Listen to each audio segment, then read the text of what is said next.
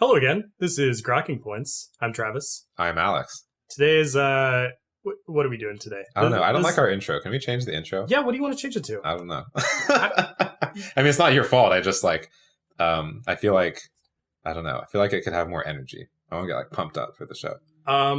Hey, yeah. Travis, how's it going? Welcome to Grokking Points. That's too much. I feel like you're listening to Grokking Points. I don't know. I've considered a bunch of different phrases to use, and it feels like everything's been taken. I really like hello friends or whatever, like using the word friends, because our listeners are our friends at this point. Yeah. But Joe Rogan does that every time he says, "Hey friends, hey buddies," stuff like that.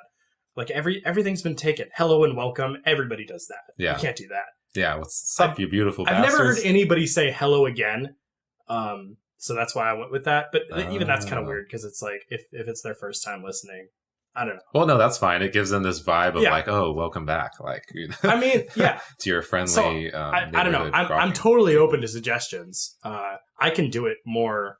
Well, it'd be a little weird to do it hyped up kind of voice. We should hello again. We should just do this podcast while we're at the gym, and that we should just gym? Go on a treadmill. While lifting. Oh. Yeah, we'll just go at we'll get 24-hour fitness subscriptions, go in at 2 a.m. when nobody's there, and just bang out a podcast. Brilliant. While lifting. Yeah, they're probably not going to kick us out or anything for that. Yeah, I don't know. I'm coming into this suggestion with no actual recommendations. I just want to have something more exciting to start off the pod, or show our personality, basically. Yeah.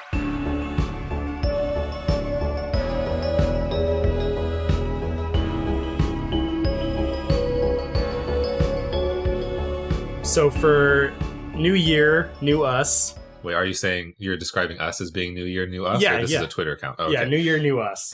We're going to go over some of the tweets we may have missed. Wait, tweets we missed throughout 2018? Yeah, I think all of these are 2018 tweets. Okay, this is just stuff that you've saved? Screen caps? Or? Yeah. Oh, nice. Much more forethought than I have. I just did this morning. Much more forethought than I have. All right. Should we do these in order? One thing I want to add to this is that crazy Stefan Molyneux IQ tweet. Which one? The latest one, the most egregious one that I think did Eric Weinstein reply to that? Okay, so we'll start off with a juicy one. Here's a Stefan Molyneux tweet. He's replying to Alexandria Ocasio-Cortez. Cortez says, I guess I should say Ocasio-Cortez. Yeah. AOC says,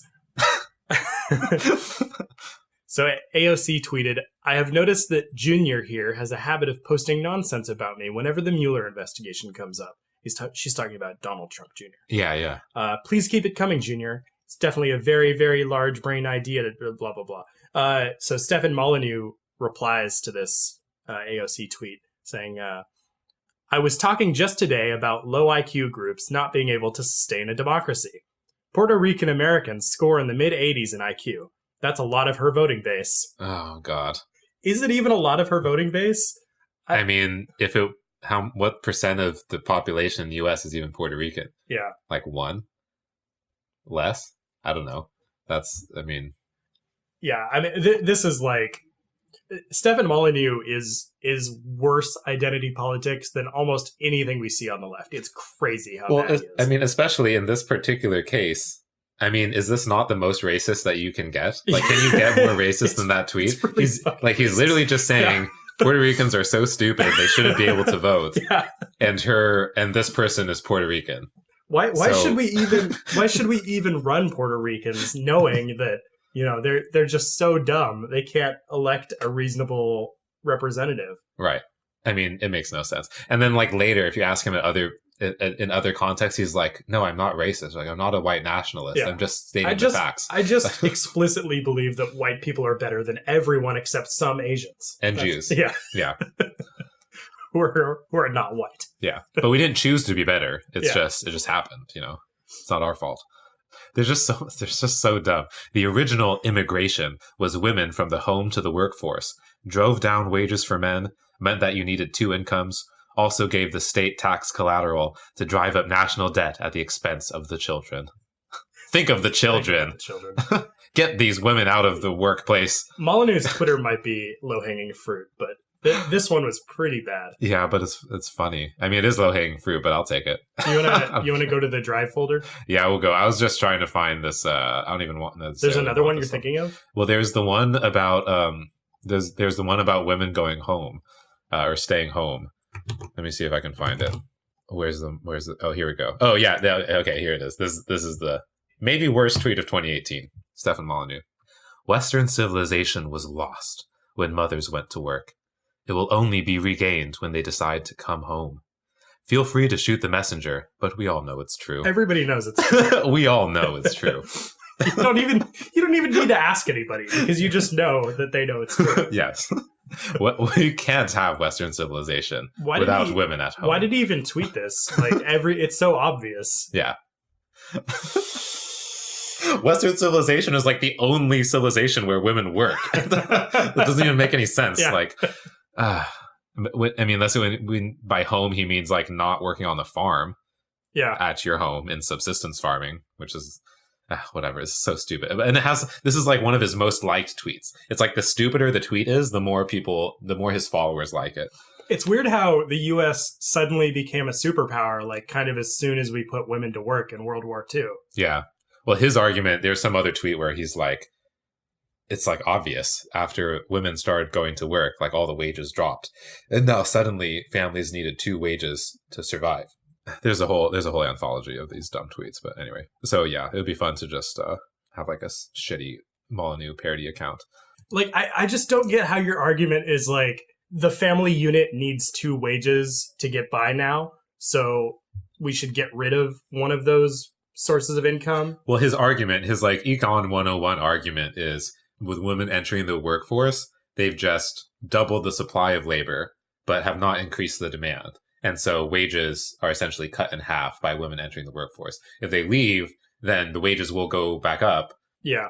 So there's like nothing lost, basically. Yeah, except they get money for their work, which is put into the economy, which like creates more demand. Like, I mean, it's not a fleshed out economic argument. That's just his intuition about it. Is more labor supply. Yeah, I've seen Jordan Peterson make that argument too, and I feel like what's that Milton Friedman quote that's like the most common shitty economic argument is when somebody thinks that the economy is like one big pie and taking a piece means somebody else can't have a piece. Right. It's like, it's the lump of labor fallacy is what the economists call it, which is that, there's just this like this fixed quantity of labor. Yeah. And if you take it out, then like the labor goes up or down.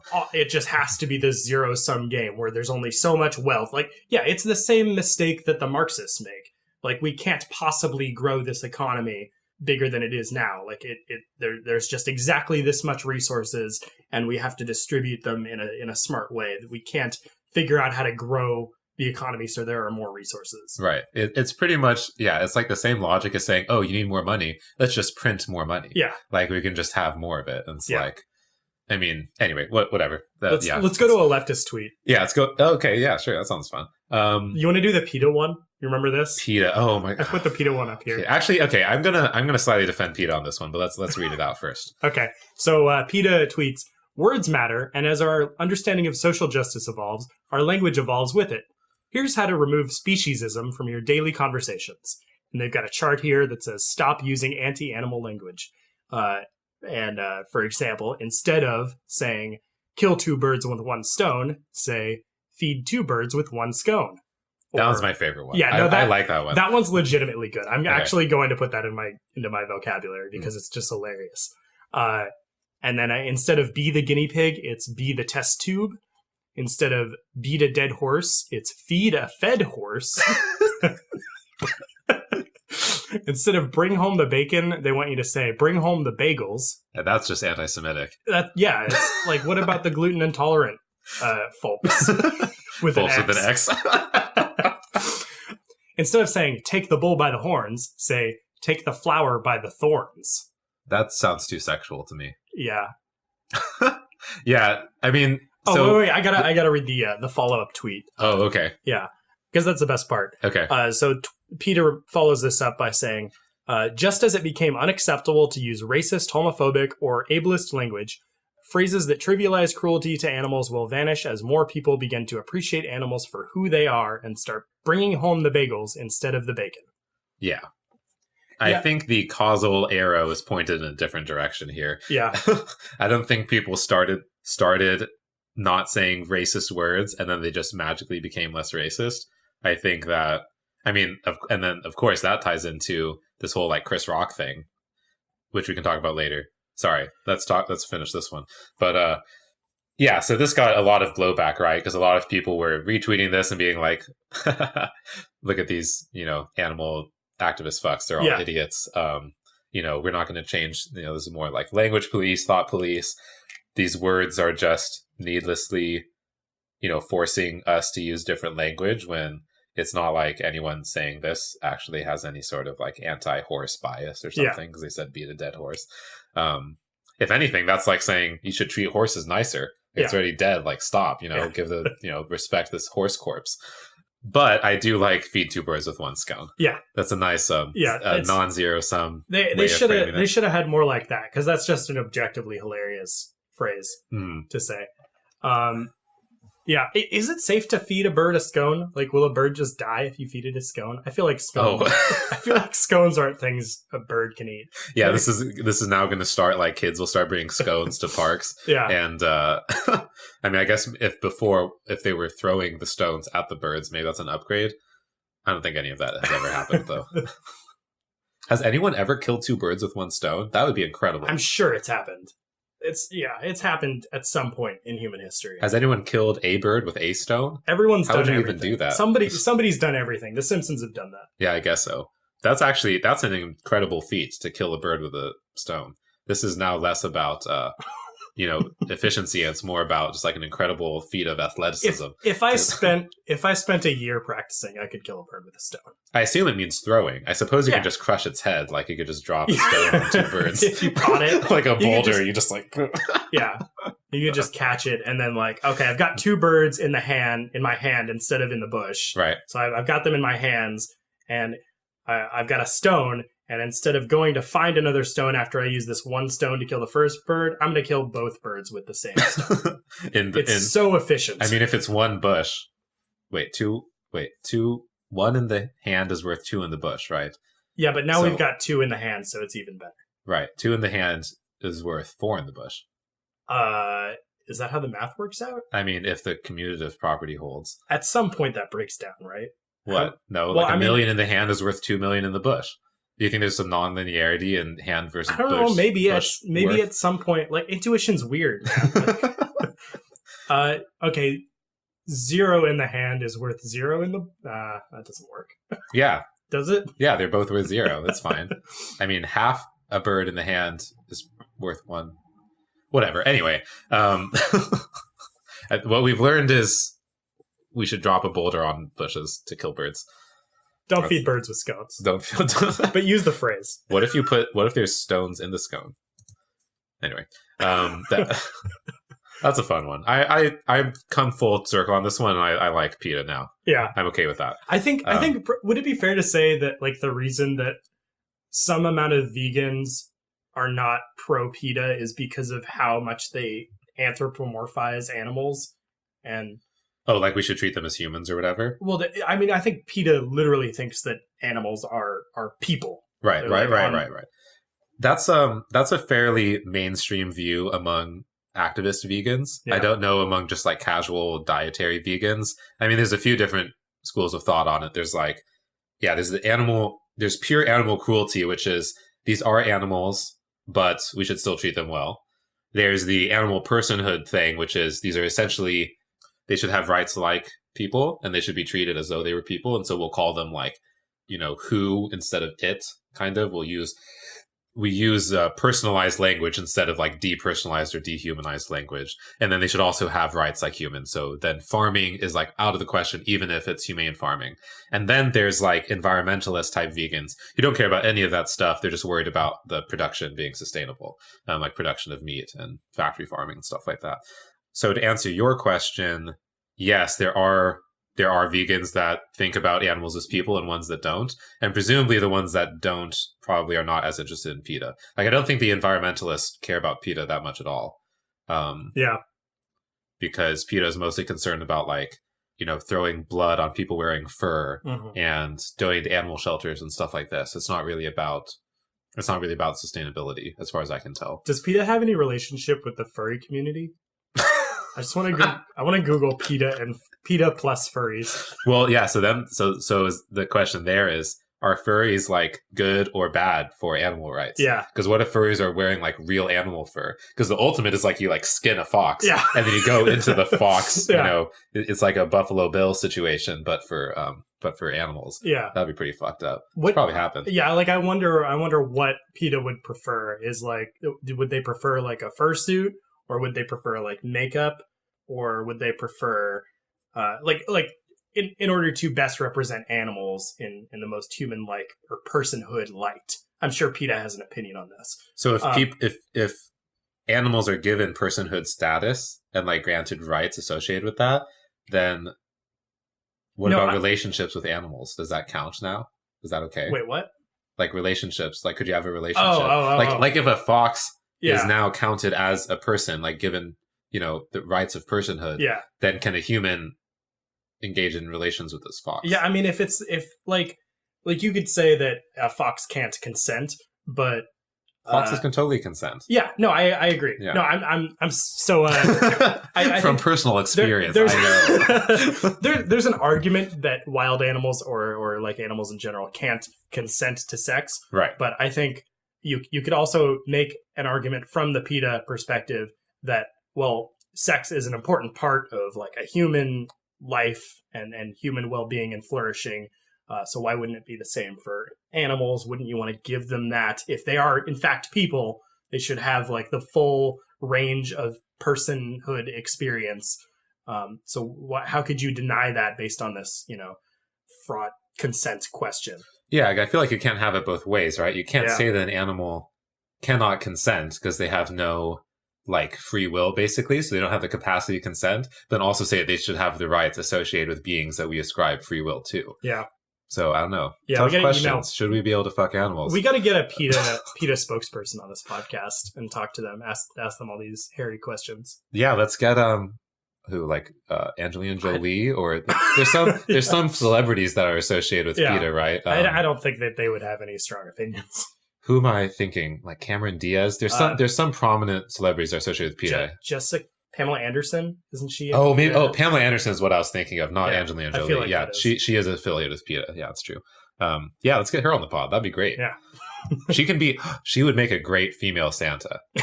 We were talking earlier about who could be female Santas, and I feel like she's got the vibe. And now she's like old enough too. She could probably get into the, you know, that vibe. Okay, what other tweets do we have here? Suck my dick and balls, I'm working at NASA. Let's do this one. So the story here is this coincidentally, this furry on Twitter. Is she actually a furry? Yeah, I don't know. I don't know pronouns, so I'm not gonna. I don't know pronouns, so I'm not gonna make any assumptions here. But this Twitter furry got accepted for an internship at NASA, and the tweet here by Naomi sunglasses emoji H says, "Everyone shut the fuck up. I got accepted for a NASA internship." All caps. Yeah, and then this guy named Homer Hickam replies, "Language," with a period at the end. So you know he's serious. Old people on Twitter. Amazing. And then Naomi replies, "Suck my dick and balls, I'm working at NASA." Not in all caps this time. And then Homer Hickam replies, "And I am on the National Space Council that oversees NASA." This is the most instant karma I've ever seen. Yeah, and so I guess later on, this person got their internship revoked. I don't know the full story here. I think they eventually got it back. But anyway, this Homer Hickam guy got a ton of hate on Twitter for. He got hate for that? Yeah, well, everybody thought that he got this person fired or disbarred or like whatever from this internship. Yeah. And he's just like a dude that works there and he didn't show it to anybody. it was a totally unrelated thing. Well, it was probably related to this, but it wasn't related to him that got her or it or the furry, the person that lost. Well, okay, this person's using she pronouns at the bottom, so I'm gonna assume that. Okay. So it wasn't because of him that. These are all furries. Are they all furries? I didn't realize that everyone commenting on this is a furry as well. Yeah, well, I guess furry Twitter is a real thing. Yeah. Yeah, I mean, I don't really care if they lost their internship. This is just hilarious. I feel like I wouldn't be against Homer. I feel like this is an epic own. This is amazing. Yeah. This is like the most immediate karma that you could possibly imagine. I love Twitter owns. Yeah. Yeah, I don't remember a lot of these. What's this one? On my first day on Twitter, I went right up to the wokest guy in the discourse and called him out as problematic. Never had no trouble after that. That's just a good tweet. Yeah. Oh my God, this one. Problematic Russ Pitts. Okay, so you want to do it? Yeah, I'll do this one. This one is so funny. Time for the now traditional post-vacation. Say who it is? Yeah, it's problematic Russ Pitts. So my idea here is if they have a check mark, then we're naming them. If they don't have a check mark, we're generally going to leave them anonymous. Oh, that's a smart decision. Okay, problematic Russ Pitts, at Russ Pitts. Time for the now traditional post-vacation culling of the follows. Not using this website for a while is really great. I recommend it. But now I'm back, and frankly, it's too loud. Apologies in advance if you don't make the cut. It's not you, it's me. So he's like, okay, I'm going to cull my followers. Next tweet. P.S. I am legit unfollowing multiple, all caps, people solely because they self-identify as Slytherin. When I first saw this, I thought it was a joke. I thought he was just kidding, like he's going to unfollow Slytherins. But then it turns into a whole thing, and he has this like thread explaining why. There's more? Yeah. Oh, yeah. No, he goes on to have like a thread explaining why people who identify as Slytherin is problematic. But this next tweet will suffice. He says, like, if you're cool with racial purity and fascism wrapped in a cute, wizardy facade, maybe I'd rather not know you.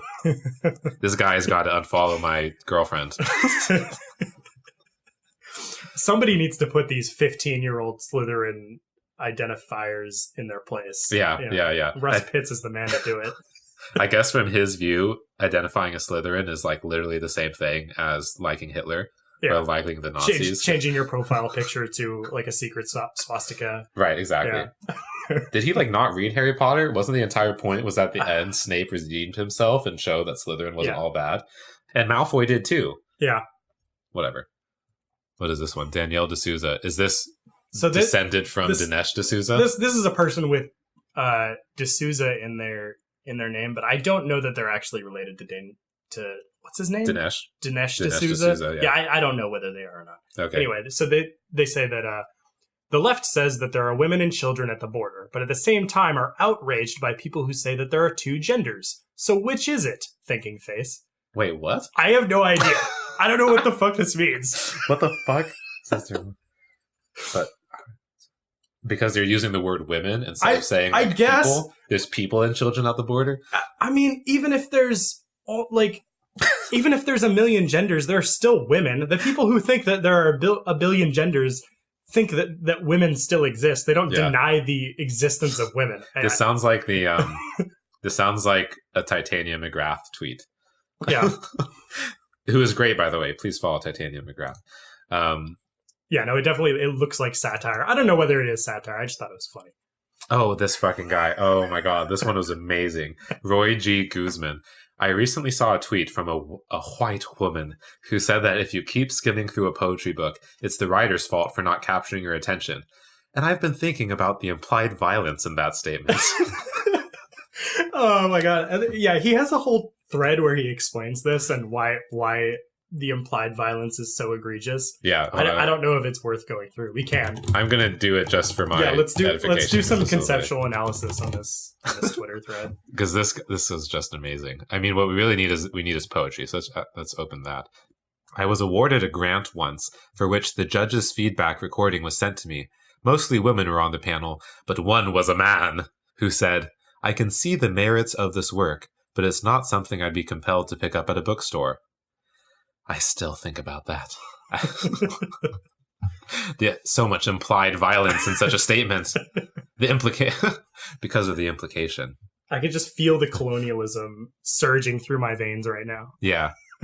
He's totally nuked his whole Twitter. Is that one of his poems? This is one of his poems. I don't want to read his poetry on the podcast. That's so mean. It's really. I mean, it's his poetry. He's published it. He's putting this out there for the people to. I mean, this is what's up, Blastoise, with the veiniest homebound. Pika Pika aim. What's up, Sims? Chumbawamba family portrait simulation. Saint Sunny of the Sissies beholds the Bukake throng of mojo-coated cartilage. I don't know anything about poetry, but this sounds genius to me.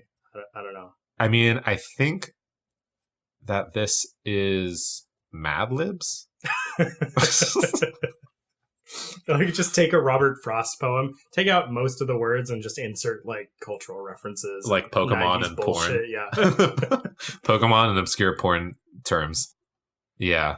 Well, your failure to enthuse is violence, apparently. Yeah, that's true. Okay, sorry. Yeah, I had to poke fun at this dude. You can't even go harass him on Twitter, so he's he's immunized to the outrage machine. Yeah, he's immunized himself here. He prepared. Probably a wise decision. I would have harassed him. I would have committed violence to him. Only implied violence. I would have implied violence against him by retweeting his poetry. Yeah. Queeradactyl is the name of the poem. Okay. That was fun. I don't know. I'm kind of done with tweets unless there's any really good ones here. There's a couple more. Okay, which go one? Go to that David Hogg one, or the Owen Benjamin one. The fuck is this? Renewable energy, dumbest phrase since climate change? Let's read it. Come on. This one's Ben Shapiro. I had to put a couple like conservatives in here so it's not entirely left bashing. So here's one from Ben Shapiro. What does this even mean? Ben Shapiro says, renewable energy, dumbest phrase since climate change. See the first law of thermodynamics, dumbass. Hashtag TCOT, hashtag Tea Party. So he's saying that energy is not renewable because of the laws of thermodynamics, because of entropy? Yeah. He's saying that you can't take energy that has been used and then reuse it. Oh, you know what? This is from 2011. I'm sorry. Yeah. We can't use... Yeah, I was just thinking, like, who talks about the laws of thermodynamics anymore? Like, everybody knows by now. That, who talks about the laws of thermodynamics? The Earth... I mean, this was like a Christian Science talking point for some bizarre length of time. They would reference the laws of thermodynamics. Because, like... I missed this meme. Yeah, so the misconception is that the Earth is... They think that the Earth is a closed system. Like, that's the implication. Right. And in a closed system, you can't, like, create more energy than there was before. Except the Earth isn't a closed system because we have this giant burning ball of miasmic plasma shooting energy beams toward us, right, like, half of every day. Right. That's a very strange invocation. Yeah. Yeah, I can't believe I missed that this was 2011. I mean, yeah, to be fair, he was like 12 and 4 feet tall at this time period, so he can be excused. He was just barely he wasn't even quite to Rivendell yet. Back when he posted that. Yeah, I'll give him a pass for that, but this is probably the dumbest phrase since since our last Molyneux tweet. Okay, what was the David Hogg one? Owen Benjamin. So this guy Owen Ben. Oh, there's two here actually. Okay. So this is there a the previous first one? No. Okay. So Owen Benjamin is like some conservative YouTuber, and so he tweets at David Hogg. Hey, David Hogg, feel free to try and boycott me. I don't have sponsors because I don't need them. Oopsies. Anyway, when did you grow pubes? Don't you think it's weird that you are telling grown men how to live when you barely have pubes? College is gay, by the way. Enjoy gay college, lol. Enjoy gay college. Wait, what is this? What was this? What? And then go to the... Was it supposed to be a joke? No, that was just like his criticism of David Hogg. Okay. His enlightened criticism. And then he posts on, I guess this is on Facebook, both Twitter accounts suspended and now my ability to make an income has been revoked. Please become a patreon.com/w whatever subscriber. That will be place I can post things. This is disgusting. I have a 2-year-old and a pregnant wife, and they just set me back to zero with big swoop. I just worked tirelessly for the last 5 months building my online ability to make a living, and now it's all gone. You will be next. Fight it now. Oh my God. That's so funny. Because he was saying, I don't have sponsors because I don't need them. Yeah. Please help. Please send funds. Oh, goodness. Yeah, what an asshat. I don't know this guy. I've just occasionally seen his tweets and remember thinking they were stupid, but that's all I know of this person. Yeah. Yeah. Good old stupid conservative Twitter. Oh, there's a Sean King one. Oh, good. Yeah. I mean, honestly, you can just pull up any Sean King tweet. It'll probably be the stupidest thing you've seen that day. I think we only need to read one of these because they're basically the same tweet. Okay. I'm just going to read the second one. He says, Sean King, to all potential 2020 presidential candidates, I am keeping a database of every public and private hire you make, from campaign manager to policy advisors to marketing firms to consultants. If you don't have widespread diversity from the top down, I aim to put you on blast. Wow. What the fuck did you just say about my campaign? To all, and then what was his other one? I am looking at who you hire early on from campaign manager on down. If I don't see genuine diversity from day one, I'm going to let you know right now that I will be putting you on blast. Just know that now. Just know. So he's just saying the exact same thing. Yeah. I love that he uses this term genuine diversity. What counts as genuine diversity? What's genuine? I mean, I assume how many like people with Down syndrome do you need on this this panel? You need you need at least one. You need one Native American from each major tribe. Sure. So you need Cherokee, you need Dakota, you need Sioux. You need to have and each one of them should be trans. At least one trans person as well, and a woman, and also gay. Yeah, I don't know if I have any more than this. Chris Hedges is a socialist whose policies would cause the deaths of millions of people. Surely you can't be serious. Who's Chris Hedges? I think he's this guy. He's like a political commentator. I don't think he's really a leftist. I think he's like a moderate. Isn't it weird how like this is like literally the same argument that the leftists make with like implied violence and shit like that? Like we absolutely can never pay attention to anything that this guy says, because if all of his policies were implemented exactly how he wants them right now on American society, we would collapse into the Soviet Union. Millions of people would die. That's like the exact same argument as like, the implied violence in your pro-capitalist free market arguments. They're fucking disgusting to me. Right. I love this one. I just accidentally shaking. Just accidentally happened upon this one. This is exactly what we're talking about. This is another Molyneux classic. Aristotle said, "We are what we repeatedly do. I have run the world's largest philosophy show in the world for well over a decade. I have spoken all over the world, written books, influenced policy, changed lives. You types, snarky nothings, aim higher." I really love how much he thinks that he's literally like the greatest philosopher on the planet. How many times he said world in the sentence? I've run the world's largest philosophy show in the world. This is like dog whistling globalism, right? Spoken all over the world. All right, so then let's talk about corporatism. Wait, I want to do one more tweet. There's one that we missed that I want to hit. We didn't get to this one. Let's do this one real quick. What the fuck is this? Quickies? So somebody posts on. I'm not going to name them because they're not a blue checkmark public figure. But they say need to remove racist stickers, but don't want to be late for a lunch date. There's a fashionable fix for that, and the picture, it's implied that she's using like makeup removal wipes to remove like these "we will have our country back" white nationalist stickers on this flagpole. Right. It's nail varnish remover pads. Yeah, and so she uses a couple emojis in this tweet. She uses a little star, and then she uses like a nail polish application emoji. Like it's got like 4 fingers and the little nail polish applicator, and they're all like red fingernails. And then the reply here is, it seems a little self-unaware for you to write that sentence and take that action and then use an emoji that is clearly darker than your skin tone. What? Is it? I don't think it is. It looks like it's clearly her skin tone.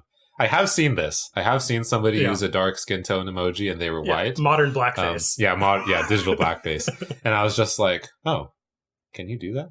Yeah. Are you allowed to do that? Apparently. I wasn't offended. I was just like, will the cyber police come for you if you just thumbs up to me with my own skin color? This is proof that they will come for you. Yeah. It doesn't matter how small your Twitter is. So I figured out what it is, and this is actually a flaw in Slack. I don't know if this happens on other platforms, but on Slack, if you've used an emoji, it like stores a cache of emojis of like, these are often used emojis in this chat. So I was thumbs upping this person a bunch with my like mildly brown skin thumb emoji. And so this Jewish guy responded to me with like, I guess he just picked an emoji from the thing and was thumbs up and his brown thumbs up. And I was like, take him away, police. Yeah. Race police. That's actually, I mean, that's a problem, right? Because like, so, I mean, it's a problem with air quotes. But like, so...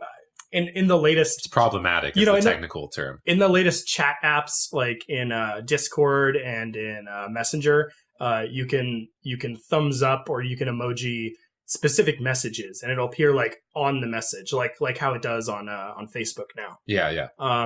So if you've got like 10 thumbs up, but they're like 10 different colors, how does the algorithm decide which color to show? So the way that it works in Slack, which could be different than other platforms. So like, okay, so in Facebook, what you do is you set your skin tone, and then all of your emojis will show up as that tone. So like all your thumbs up will show up as that tone. In Slack, what happens is they have a separate, like literally a separate emoji for each tone. So for example, if you mouse over it, the thumbs up will be like skin tone 3 thumbs up, skin tone 5 thumbs up. Yeah. And so so each thumbs up is like a different object in Slack's architecture. And so if a lot of people are skin tone 3 thumbs upping, that's what shows up as the most common one. The way to fix that would be to have like one thumbs up emoji, but then each person sets their own like settings so that the thumbs up is somehow attached to a person's like personal race color account. But then that gets really confusing because then it's like, how do you represent that on the platform? It makes more sense to have, I mean, in my view, it makes more sense to have a different, key, like skin tone 3 thumbs up for each emoji. Yeah. Because that like textifies the image. I predict, I'm calling it right now. There's gonna be like a problematic thing in the future where, there's like a public message that's posted and you can thumbs up it with different color thumbs, and there will be people making comments. Oh, this has a lot of white thumbs, or right. This one's got, this one doesn't have enough black thumbs. Right. Yeah. There's a thumb. You need some gender on the thumb as well. There's a thumb disparity here. Okay, so there's one more that I want to see. Okay, which one was it? It's Melissa the second one. Okay. Okay, so this is some just delicious leftist infighting. Okay. So Melissa McEwen, blue check mark, says, in the first Captain Marvel trailer, Samuel L. Jackson's character has 67 words. Brie Larson's character, i.e. Captain Marvel, has 33. Come on, Marvel. And she links the trailer. And then there's a reply here that says, oh, okay, a person of color can't have a voice. I see what you're really mad about. Man, I actually see these all the time on Twitter. It's so funny. I know. Especially since it's like both of them are being so petty and like, because obviously I haven't even seen the trailer. So what if the trailer is like, building up to the reveal of Captain Marvel, and then of course Samuel Jackson will have more. Anyway, it's just like, it's so stupid. Wait, hold on. But in this universe, or in this, okay, spoiler alert for the last Avengers movie.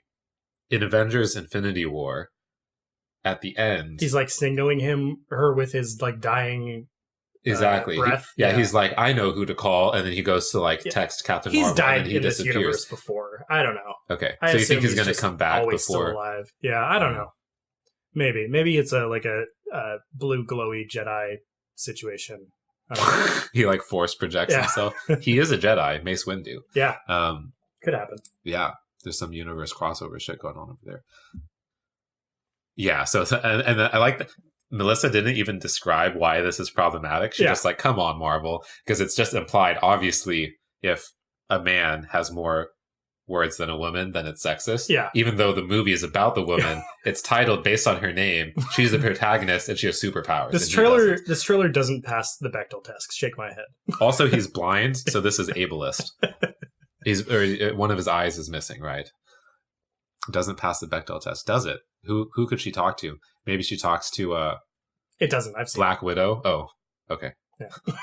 I feel like movies don't generally pass the Bechdel test. Well, yeah, that's why we live in a patriarchy, Alex. Right, right. That's the whole point.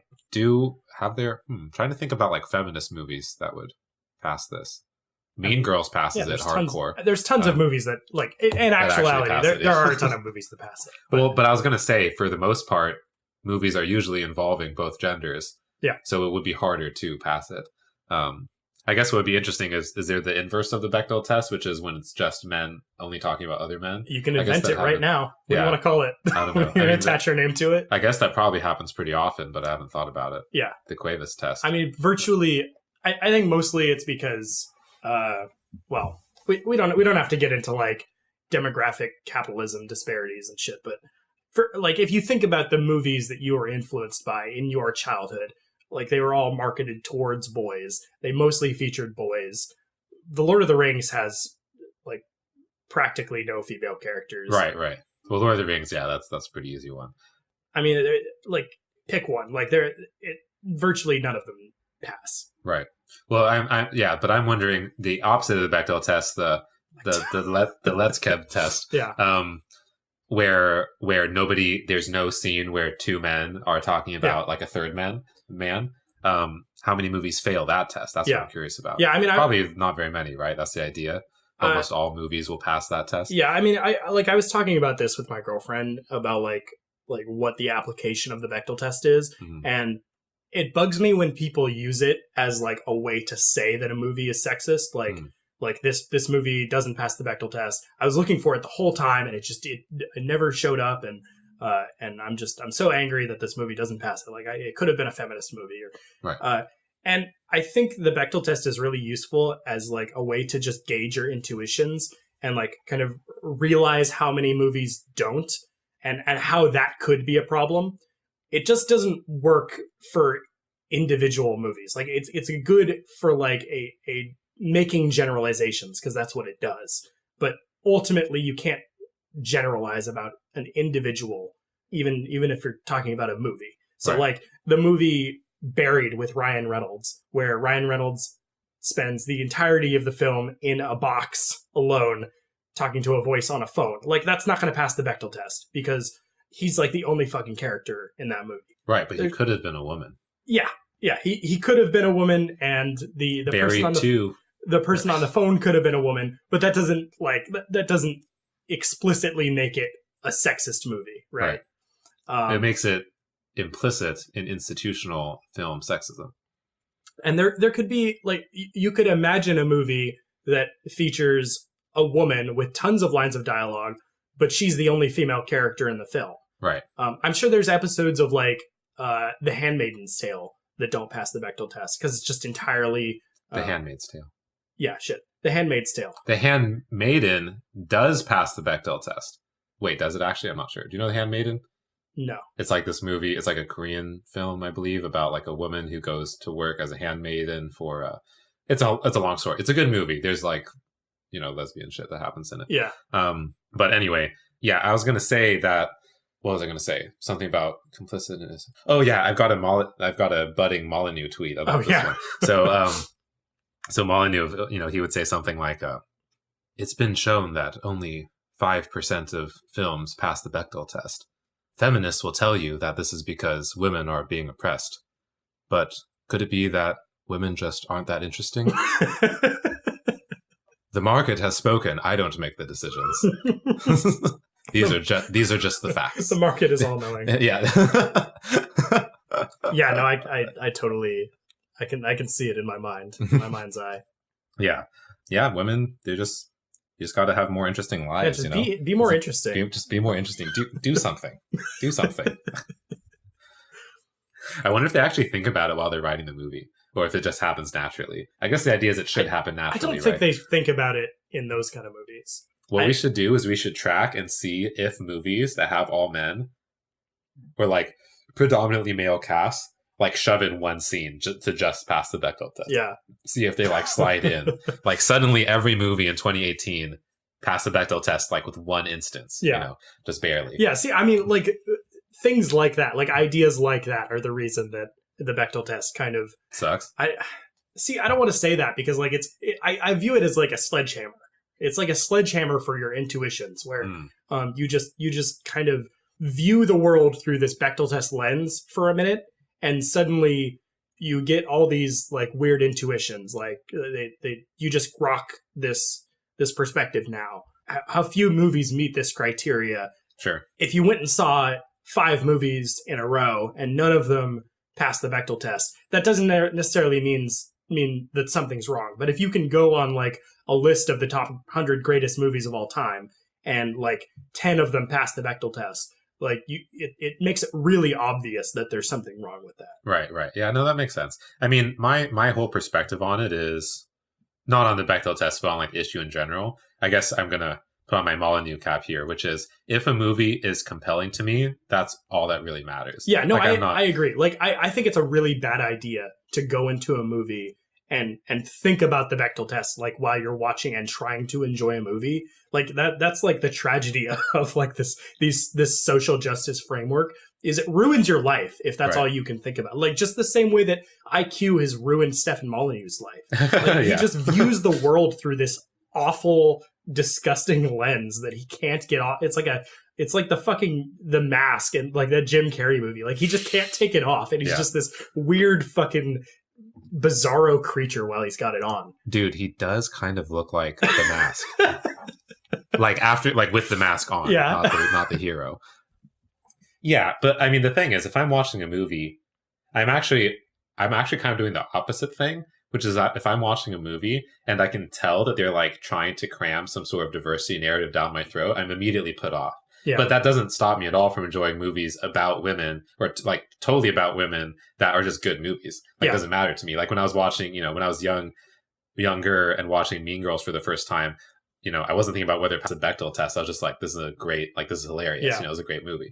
The director, Penny Marshall, just died. Is it Penny Marshall? I'm pretty sure really? Penny Marshall. She directed A League of Their Own, which is possibly the best baseball movie ever made. And not because it's like about women and it's got like this mostly women cast. Yeah. I've never seen that movie. Yeah, it's really good. Is it in a league of its own? Yeah. Okay. She's good at titling the movies too.